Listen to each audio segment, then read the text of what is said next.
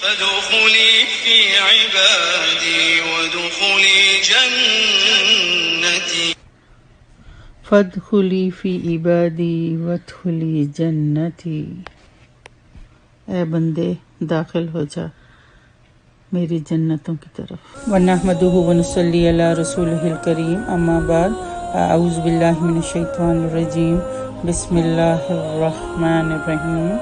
میرا آج کا موضوع نماز کی اہمیت اور تعلق باللہ۔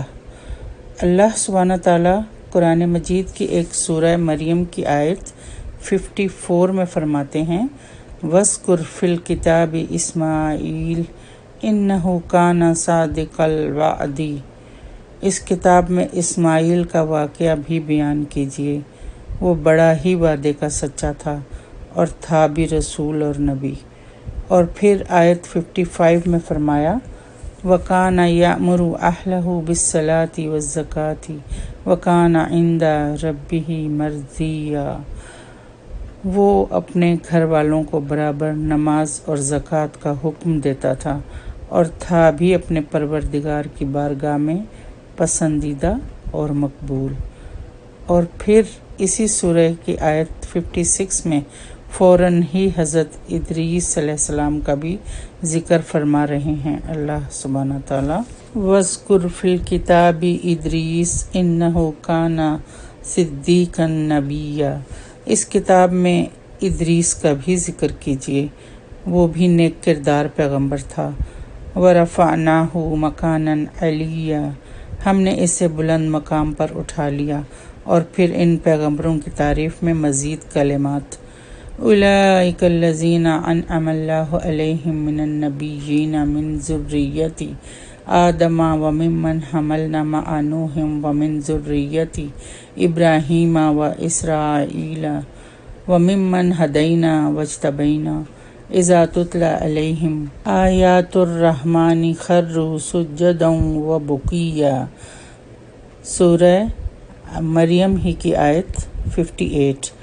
یہی وہ انبیاء ہیں جن پر اللہ نے فضل و کرم کیا، جو اولاد آدم میں سے ہیں اور ان لوگوں کی نسل سے ہیں جنہیں ہم نے نوح کے ساتھ کشتی میں چڑھا لیا تھا، اور اولاد ابراہیم اور یعقوب سے، اور ہماری طرف سے راہ یافتہ اور ہمارے پسندیدہ لوگوں میں سے ہیں۔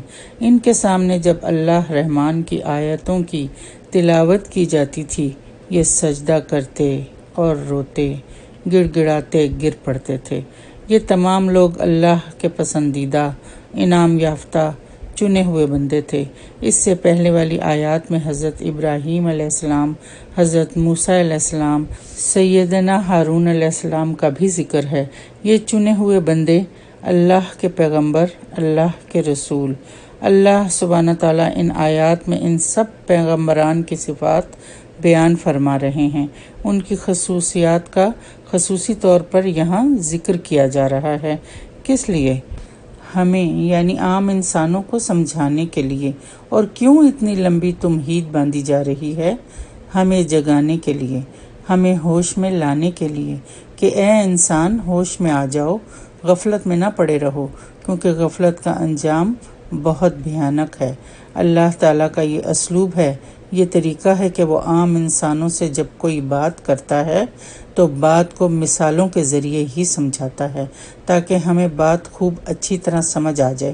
حضرت اسماعیل علیہ السلام اور دیگر تمام انبیاء کا ذکر، حضرت محمد صلی اللہ علیہ وآلہ وسلم کا ذکر کہ وہ سب کیوں مقبول تھے، کیوں محبوب تھے؟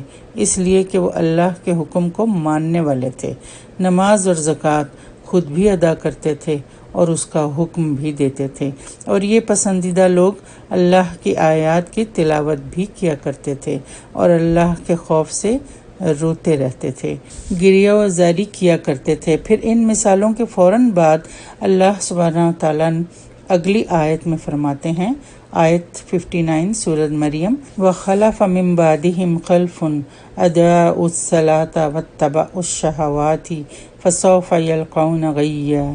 پھر ان کے بعد ایسے ناخلف پیدا ہوئے کہ انہوں نے نماز ضائع کر دی اور نفسانی خواہشوں کے پیچھے پڑ گئے، سو ان کا نقصان ان کے آگے آئے گا، وہ عنقریب گمراہی کے انجام سے دوچار ہوں گے۔ اللہ کے احکام سے غفلت اور اعراض کرنے والوں کا ذکر ہے یہ۔ نماز کی اہمیت اور تعلق باللہ۔ ارکان اسلام میں سب سے اہم رکن نماز ہے، جس سے ایک مسلمان کا اللہ کے ساتھ تعلق قائم رہتا ہے، اور اگر نماز ہی چھوڑ دی جائے تو اس کا مطلب یہ ہوگا کہ اللہ سے انسان کا تعلق منقطع ہو گیا، یعنی کٹ گیا ہے۔ آپ صلی اللہ علیہ وسلم نے فرمایا، جس نے نماز جان بوجھ کر چھوڑی وہ کافر ہو گیا۔ ترک نماز کفر ہے، اس لیے نماز کو ادا کرنے کی کتاب و سنت میں بار بار تاکید آئی ہے، حتیٰ کہ نماز مریض کو بھی معاف نہیں ہے، کسی بھی حالت میں پڑھنا لازم ہے۔ سفر میں، میدان جنگ میں، جنگ کے مختلف حالات میں، حالات کے مطابق شریعت نے رخصتیں تو دی ہیں، مگر نماز کو کسی بھی حالت میں ترک یعنی چھوڑا نہیں جا سکتا۔ اور نماز کے ضائع کرنے سے مراد کیا ہے؟ نماز کو ضائع کرنے سے مراد صرف یہ نہیں کہ انہوں نے نماز چھوڑ دی تھی، بلکہ پڑھ تو رہے ہیں لیکن جماعت کے ساتھ نہیں پڑھ رہے، نماز کے اوقات کی حفاظت نہیں کر رہے، یعنی وقت پر نہیں پڑھتے، جب جی چاہا پڑھ لی، جب جی چاہا چھوڑ دی۔ سستی اور بے دلی سے پڑھنا، بغیر سوچے سمجھے، جلدی جلدی ٹھونگے مار لینا، سب نماز کو ضائع کرنے کے ضمن میں آتا ہے۔ سارا دن میں کبھی ایک نماز پڑھ لی، کبھی ساری اکٹھی کر کے پڑھ لی، کبھی 2 رکعت نماز پڑھ لینا، 4 چھوڑ دینا، کبھی 3 چھوڑ دینا، کبھی 5 کی 5 چھوڑ دینا۔ یہ تمام صورتیں نماز کو ضائع کرنے کی ہیں، جس کا مرتکب سخت گناہ گار ہے۔ اور اس آیت کے آخر میں جو لفظ غیّا ہے، جس کے معنی ہلاکت اور انجام بد کے ہیں، غی جہنم کی ایک وادی کا بھی نام ہے۔ غی کا مفہوم اللہ سے تعلق منقطع ہو جانے کا لازمی نتیجہ یہ نکلتا ہے کہ انسان اپنی خواہشات کا پیروکار اور غلام بن جاتا ہے، اور شیطان یہی سب کچھ انسان سے کرانا چاہتا ہے، اور پھر ایسے شخص کے لیے گمراہی کے راستے کھلتے چلے جاتے ہیں۔ اور بعض لوگوں نے تو اس کا ترجمہ کچھ یوں کیا ہے کہ عنقریب ایسے لوگ غی میں ڈالے جائیں گے۔ حدیث میں ہے غی دوزخ کی ایک وادی یا نالہ ہے، جس میں دوزخیوں کا لہو اور پیپ بہے گا۔ اس میں زانی، شراب خور، سود خور اور ماں باپ کو ستانے والے ڈالے جائیں گے۔ استغفر اللہ۔ گویا نمازیں ضائع کرنے والے بھی اسی وادی میں ڈالے جائیں گے۔ اللہ تعالی ہم سب کو اس مصیبت سے محفوظ رکھے، آمین۔ اور پھر آخر میں توبہ کرنے والوں کے لیے اچھی امید، خوشخبری۔ آیت 60 میں ہے، إِلَّا مَن تَابَ وَآمَنَ وَعَمِلَ صَالِحًا فَأُولَٰئِكَ يَدْخُلُونَ الْجَنَّةَ وَلَا يُظْلَمُونَ شَيْئًا، سوائے ان کے جو توبہ کر لیں اور ایمان لائیں اور نیک عمل کریں، ایسے لوگ جنت میں جائیں گے اور ان کی ذرا بھی حق تلفی نہ کی جائے گی۔ ان الفاظ سے معلوم ہوتا ہے کہ نماز کا تارک ایماندار نہیں رہتا جب تک کہ وہ توبہ نہ کر لے۔ نمازوں کو ضائع کرنے والا، اپنی خواہشات کے پیچھے بھاگنے والا گنہگار بھی اگر اللہ کی بارگاہ میں سچے دل سے توبہ کر لے اور پھر کبھی دوبارہ غلطی نہ کرے، اپنی اصلاح کر لے، تو اس کے سابقہ تمام گناہ معاف ہو جائیں گے۔ حدیث میں آتا ہے کہ جس نے توبہ کر لی وہ ایسا ہے کہ گویا اس نے وہ گناہ کیا ہی نہ تھا۔